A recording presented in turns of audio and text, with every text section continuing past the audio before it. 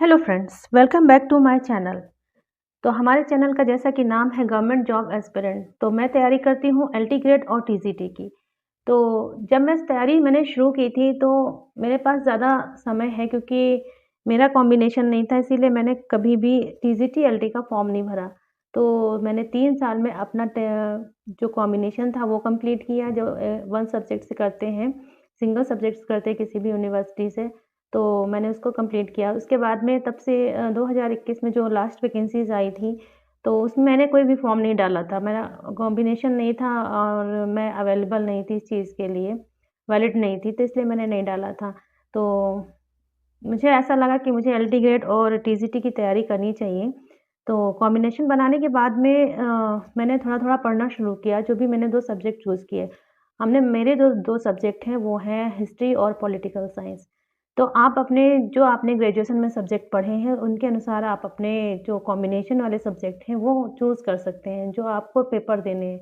तो जैसा कि सबको पता है कि 4 सब्जेक्ट होते हैं, हिस्ट्री, पॉलिटी और जियोग्राफ़ी होता है, इकोनॉमिक्स होता है। तो इसमें कोई 2 सब्जेक्ट आपको चुनने होते हैं, जिनका आपको तैयारी करनी होती है, एग्ज़ाम देना होता है। तो आप 2 सब्जेक्ट कोई भी चुन सकते हैं। कैसे चुन सकते हैं? कि आप जिसमें ज़्यादा इंटरेस्ट रखते हैं, जो सब्जेक्ट आपको पहले से आते हैं थोड़ा बहुत, उन सब्जेक्ट को आप पेपर देने के लिए सेलेक्ट कर सकते हैं, उनकी आप तैयारी कर सकते हैं। अब माना कि मैंने ग्रेजुएशन में इकोनॉमिक्स लिया, ठीक है, लेकिन इकोनॉमिक्स में उतना मुझे पकड़ नहीं है, तो मैं इकोनॉमिक्स नहीं लूँगी। ये ज़रूरी नहीं है कि मैंने ग्रेजुएशन में जो सब्जेक्ट पढ़े हैं मैं वही सब्जेक्ट लूँ। आप चारों सब्जेक्ट में कोई भी 2 सब्जेक्ट की तैयारी कर सकते हैं। तो मेरे 2 सब्जेक्ट हैं वो हिस्ट्री है, पॉलिटिकल साइंस है। ज़्यादातर लोग यही लेते हैं, हिस्ट्री और पॉलिटिकल साइंस, क्योंकि हिस्ट्री और पॉलिटिकल साइंस जो होते हैं सब्जेक्ट कोरिलेट होते हैं, एक-दूसरे से जुड़े होते हैं। तो हमें बहुत ज़्यादा मेहनत नहीं करनी पड़ती, बहुत ज़्यादा समझना नहीं पड़ता इन विषयों के बारे में। फिर हमारे पास दूसरा सवाल आता है कि हम पढ़ें क्या? किस बुक से पढ़ें? कहाँ से तैयारी करें? कोचिंग लें, बैच लें, क्या करें? तो बैच तो बहुत लोग लेते हैं, तो मेरा मानना है कि जिनको समझ में नहीं आता है वो बैच ले सकते हैं। बैच लेना कोई बुराई नहीं है, लेकिन बैच में ये होता है कि कभी-कभी कुछ ऐसे संस्थान होते हैं जो हमें पूरा जो सब्जेक्ट होता है, हमारा जो सिलेबस होता है उसे कंप्लीट नहीं करते हैं। तो हम फिर आधे-अधूरे रह जाते हैं। आखिर में हमको वही बुक्स उठानी पड़ती हैं, ऑथेंटिक बुक लानी पड़ती हैं, फिर खुद से पढ़ना पड़ता है। तो मेरा मानना है कि हम किसी बैच को ना लेकर हम सेल्फ स्टडी कर सकते हैं, क्योंकि मार्केट में बहुत अच्छी-अच्छी बुक हैं, आप ला सकते हैं, पढ़ सकते हैं। फिर ये हुआ कि कौन-सी बुक पढ़ते हैं, तो जब भी हमने कभी स्टार्टिंग का सोचा तो बहुत लोगों ने बताया कि आप एनसीईआरटी पढ़िए। कई लोगों ने मुझे सजेस्ट किया कि एनसीईआरटी पढ़िए। तो एनसीईआरटी पढ़ना बहुत अच्छी बात है, क्योंकि एनसीईआरटी से हमारी आधी जो दिक्कतें होती हैं वो सॉल्व हो जाती हैं। जैसे हमें कुछ समझ में नहीं आता, कुछ टॉपिक ऐसे होते हैं जो हमें समझ में नहीं आते, या कुछ वर्ड ऐसे होते हैं जो हमें समझ में नहीं आते। जैसे अभी औपनिवेशिक के जो वर्ड है, इसको हम पूछें, अगर हम किसी से बोलें कि औपनिवेशिकीकरण क्या होता है, तो हम नहीं जानते। तो इसे एनसीईआरटी ने डिटेल में कर रखा है कि औपनिवेशिकीकरण ये होता है कि जब हम पर कोई दूसरी संस्कृति, दूसरा देश या दूसरी शक्ति जब दबाव डाल ले, हमें अपने अनुसार चलाने लगे, तो उसको औपनिवेशीकरण कहते हैं। जैसे अंग्रेज़ों ने भारत में किया था। तो इस तरह के जो वर्ड होते हैं या इस तरह के कुछ टॉपिक होते हैं जिनको हम एनसीईआरटी से ही समझ सकते हैं। तो एनसीईआरटी पढ़ना बहुत इम्पोर्टेंट होता है। अब ऐसा है कि कुछ लोग तो अभी-अभी तैयारी करना शुरू किए हैं और कुछ लोग बहुत पहले से तैयारी कर रहे हैं। जैसे 1-2 एग्ज़ाम दे भी चुके होंगे टीजीटी, एलटी के, तो उन्होंने ऑथेंटिक बुक पढ़ी होंगी। तो अगर आपको लगता है कि आपके पास समय कम है, ऑथेंटिक बुक पढ़कर ही हम कर सकते हैं, समझ सकते हैं, चीज़ों को आपने पहले से समझ रखा है, तो आप ऑथेंटिक बुक पढ़ लीजिए। कोई दिक्कत नहीं है, आपको सिलेक्शन लेना है, कैसे भी करके आप सिलेक्शन ले लीजिए। लेकिन आजकल का जो एग्ज़ाम का पैटर्न है, वो ज़्यादातर बेस्ड ऑन एनसीईआरटी हो गया है। तो जब भी आपको कहीं भी दिक्कत लगे, कुछ भी समझ में ना आए, तो आप उसको पढ़ सकते हैं।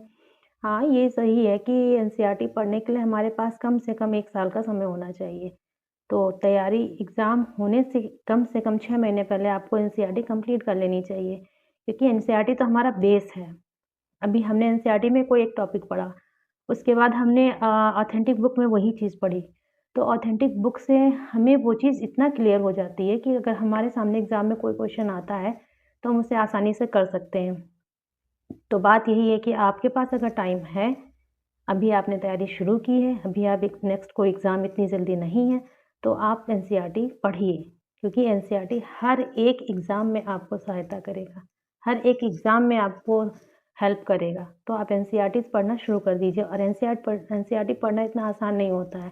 हम बुक को एक बार रीड करते हैं तो थोड़ा बहुत समझ में आता है, फिर दोबारा रीड करते हैं तो कुछ और समझ में आता है। जब तीसरी बार हम उसको रीड करते हैं तो हम उसको अच्छे से समझ के नोट्स बना लेते हैं। और किसी भी बुक को पढ़ने के बाद नोट्स बनाना बहुत ही ज़रूरी होता है, ख़ासकर एनसीईआरटी। अगर ऑथेंटिक बुक आप रोज़ रिवीजन कर रहे हैं, रोज़ उसी चीज़ को पढ़ रहे हैं, तब तो नहीं ज़रूरी है। लेकिन आप अब अगर एनसीईआरटी पढ़ रहे हैं तो उसमें से आपको कुछ चुनिंदा टॉपिक्स होते हैं, जो महत्वपूर्ण चीज़ें होती हैं, उन्हें आप एक जगह नोट करना पड़ता है। उससे ये होता है कि हम उस चीज़ को बार-बार रिवीजन कर सकते हैं।